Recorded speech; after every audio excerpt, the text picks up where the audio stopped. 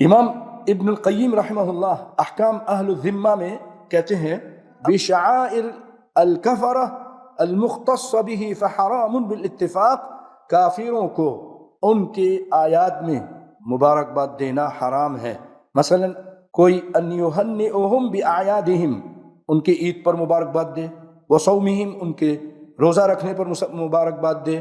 یہ کہے فیقول عید مبارک علیک، یہ ایسا کہتا ہے تو فہذا، یہ بات کہنا، ان سلم قائلہ من الکفر، مبارکباد دینے والا اگرچہ کفر سے بچ گیا، کفر نہیں کیا، ہم نہیں کہتے کافر ہو گیا، فہو من المحرمات، لیکن یہ حرام کام ہے.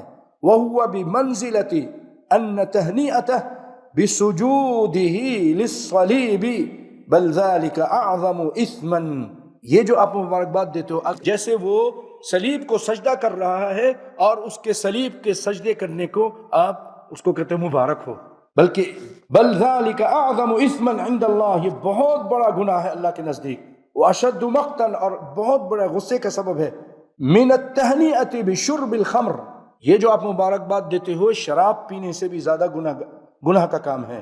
وقتل النفس، کسی جان کو مارنے قتل کرنے سے بھی بڑا گناہ ہے یہ.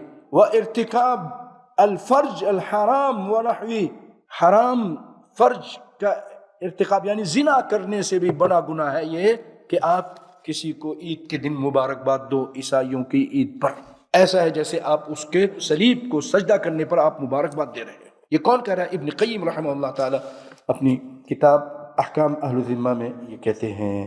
بارک اللہ فیکم.